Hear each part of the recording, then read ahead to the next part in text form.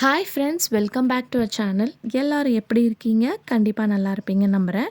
இன்றைக்கி நம்ம சேனலில் டே டு டே லைஃப்பில் நம்ம எல்லாருக்குமே ரொம்ப யூஸ்ஃபுல்லாக இருக்கக்கூடிய கிச்சன் டிப்ஸ் அண்ட் ட்ரிக்ஸாக ஷேர் பண்ணியிருக்கேன். ஸோ வீடியோ இன்ட்ரெஸ்டிங்காக இருக்கும், ஸ்கிப் பண்ணாமல் ஃபுல்லாக பாருங்கள். அதுக்கு முன்னாடி நீங்கள் இப்போ தான் நம்ம சேனலை ஃபஸ்ட் டைம் பார்க்குறதா இருந்தால் இப்போவே சப்ஸ்கிரைப் பண்ணிக்கோங்க, கூட இருக்க பெல் சிம்பிளை கிளிக் பண்ணிக்கோங்க. இப்போ வாங்க வீடியோக்குள்ளே போகலாம். ஃபர்ஸ்ட் டிப், நம்ம இந்த மாதிரி ஃப்ரூட்ஸ்லாம் வந்து பேஸ்கெட்டில் ஸ்டோர் பண்ணி வச்சுருப்போம்.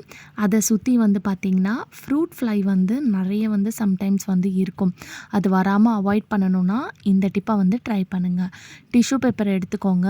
இந்த டிஷ்யூ பேப்பரில் கொஞ்சமாக வந்து சால்ட் வந்து சேர்த்துக்கோங்க. அப்படி உங்ககிட்ட டிஷ்யூ பேப்பர் இல்லைனா ஒரு காட்டன் கிளாத் இருந்துச்சுன்னா கூட நீங்கள் எடுத்துக்கலாம். இதில் சால்ட்டு சேர்த்துட்டு ஒரு 2-3 கிராம்பு, அதாவது லவங்கம் இருக்குது இல்லையா, அதையும் வந்து சேர்த்துக்கோங்க. இது ரெண்டுத்தையும் சேர்த்துட்டு இதை நல்லா ஃபோல்ட் பண்ணி அப்படியே வந்து இந்த ஃப்ரூட் பேஸ்கெட்டில் வச்சு விடுங்க. இந்த மாதிரி பண்ணும்போது அந்த ஃப்ரூட் ஃப்ளைலாம் வந்து பார்த்திங்கன்னா உங்களுக்கு வராமல் நீங்கள் அவாய்ட் பண்ணிக்கலாம். அப்படி இல்லைன்னா நீங்கள் நம்ம ஃப்ரூட் பேஸ்கெட்லாம் வந்து க்ளோஸ் பண்ணுறதுக்கு வந்து இந்த மாதிரி உங்களுக்கு வந்து நெட் டைப்லேயும் இருக்கும், இந்த மாதிரி புடி வச்ச மாதிரியும் இருக்கும். ஸோ இதில் எது 2 இருந்தாலும் பரவாயில்ல, இதை கூட நீங்கள் வச்சுக்கலாம். ஸோ இந்த மாதிரி வச்சு விட்டிங்களாலும் நீங்கள் யூஸ் பண்ணுற அந்த ஃப்ரூட்ஸ் மேலே வந்து இந்த மாதிரி வச்சு விட்டிங்கன்னா அந்த ஃப்ரூட் ஃப்ளையெல்லாம் வந்து நீங்கள் அவாய்ட் பண்ணிக்கலாம். பட் அப்படி இல்லைன்னா கண்டிப்பாக இந்த மெத்தடை ட்ரை பண்ணி பாருங்கள். அடுத்த டிப் வந்து, நம்ம காஞ்ச மிளகா சம்டைம்ஸ் இந்த மாதிரி உடைச்சோன்னா இதுக்குள்ளேருந்து புகை மாதிரி வரும். அது வராமல் இருக்கிறதுக்கும் காஞ்ச மிளகாவில் உடனே வந்து ஃபங்கஸ் ஃபார்மேஷன் இருக்கும், அது வராமல் இருக்க இந்த மாதிரி ட்ரை பண்ணுங்கள். கொஞ்சமாக காஞ்ச மிளகா நீங்கள் எவ்வளோ ஸ்டோர் பண்ணுறதா இருந்தாலும் அதை வந்து கடாயில் போட்டுட்டு இதை வந்து நல்லா வந்து லைட்டாக வறுத்தா போதும், ரொம்ப வறுக்க வேணாம். இது கூட வறுக்கும் போது கொஞ்சமாக கல்லுப்பு சேர்த்துக்கோங்க. இந்த மாதிரி கல்லுப்பு சேர்றனால உங்களுக்கு அந்த நெடி வந்து பார்த்திங்கன்னா வராது. சேர்த்துட்டு லைட்டாக நீங்கள் ஃப்ரை பண்ணால் போதும். ஃப்ரை பண்ணிவிட்டு இதை நல்லா ஆற விட்டுருங்க.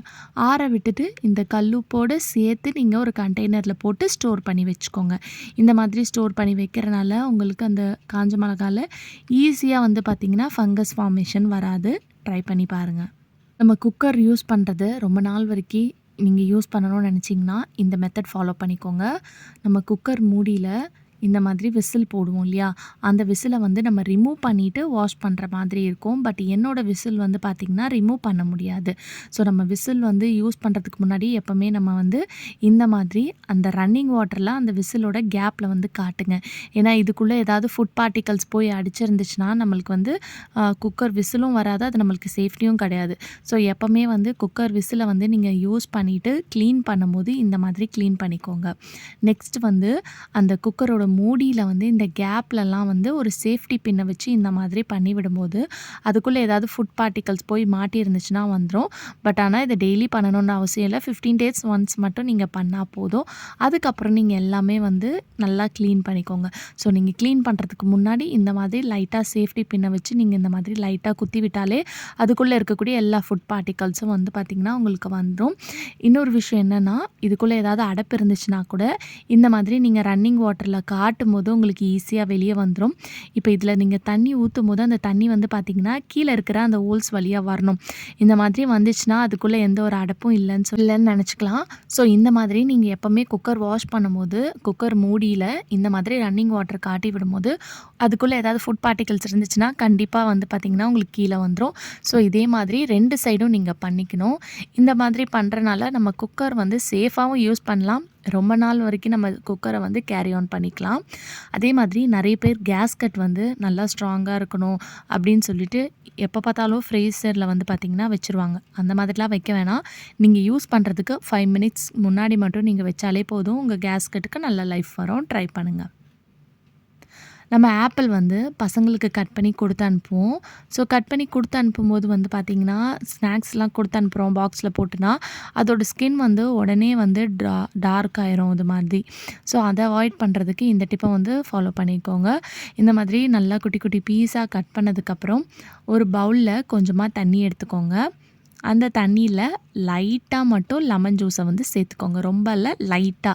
ஸோ வீடியோவில் நான் காமிச்சிருப்பேன், லைட்டாக ஒரு ட்ராப் அளவுக்கு தான் நான் சேர்த்துருக்கேன். சேர்த்துட்டு அந்த தண்ணியில் இந்த ஆப்பிள் பீசஸை வந்து இந்த மாதிரி போட்டு வச்சுருங்க.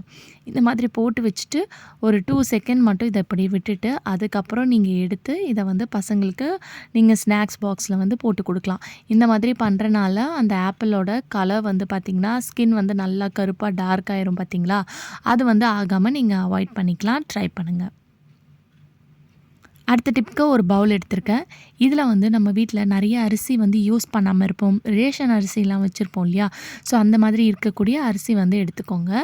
ஸோ ஒரு 3லேருந்து 4 ஸ்பூன் அளவுக்கு நான் அரிசி வந்து எடுத்திருக்கேன். இப்ப இது கூட வந்து நம்ம கம்ஃபோர்ட், அதாவது துணிக்கெல்லாம் வாசனைக்காக நம்ம யூஸ் பண்ணக்கூடிய கம்ஃபோர்ட் வந்து நீங்க சேர்த்துக்கலாம். ஸோ கம்ஃபோர்ட் தான் சேர்க்கணும்னு இல்ல. இந்த மாதிரி வாசனை பொருள் எதா இருந்தாலும் நீங்க சேர்த்துக்கலாம். எந்த பிராண்டா இருந்தாலும். இப்ப இத கட் பண்ணிட்டு, இதில வந்து ஒரு 1 ஸ்பூன் அளவுக்கு நான் சேர்த்துக்க போறேன் இந்த கம்ஃபோர்ட்ட. ஸோ இந்த கம்ஃபோர்ட் சேர்த்ததுக்கப்புறம், இது கூட வந்து நம்ம டெட்டாலும் வந்து சேர்த்துக்க போறோம். ஸோ டெட்டாலும் வந்து பார்த்திங்கன்னா, கொஞ்சமா வந்து லைட்டா வந்து சேர்த்துக்கோங்க. சேர்த்துட்டு இத வந்து நல்லா ஒரு ஸ்பூன வச்சு மிக்ஸ் பண்ணி விட்டுக்கலாம். கொஞ்சம் தண்ணியா இருந்துச்சுன்னா வேணும்னா கூட நீங்க இன்னும் கொஞ்சம் அரிசி வந்து சேர்த்துக்கலாம். இது சேர்க்கும்போதே உங்களுக்கு நல்லா மிக்ஸ் பண்ணும்போதே உங்களுக்கு நல்ல ஒரு வாசனை வந்து பார்த்திங்கன்னா வரும். இப்ப நான் வந்து வெள்ளை கலர்ல இருக்கக்கூடிய துணி வந்து எடுத்திருக்கேன். காட்டன் துணி. நீங்க எந்த துணியா இருந்தாலும் எடுத்துக்கலாம். காட்டன் துணியா பார்த்து எடுத்துக்கோங்க. ஒரு 3 பீஸ் அளவுக்கு எடுத்திருக்கேன். ஸோ நீங்க எத்தனை வந்து ரெடி பண்ணுறீங்களோ அதுக்கேத்த மாதிரி எடுத்துக்கலாம். இப்ப நம்ம ரெடி பண்ணி வச்சிருந்தத கொஞ்சம் கொஞ்சமா இந்த காட்டன் கிளாத்ல வந்து நம்ம போட்டுக்கலாம். ஸோ இப்போ இத போட்டதுக்கப்புறம் இத நல்லா ஃபோல்ட் பண்ணி, ஒண்ணு நூல் வச்சு நல்லா டைட்டா கட்டிக்கோங்க. அப்படி இல்லன்னா இந்த மாதிரி ரப்பர் பேண்ட் வந்து போட்டுக்கலாம். ஸோ நான் வந்து பார்த்தீங்கன்னா, ரப்பர் பேண்ட் தான் போட்டுக்கிறேன்.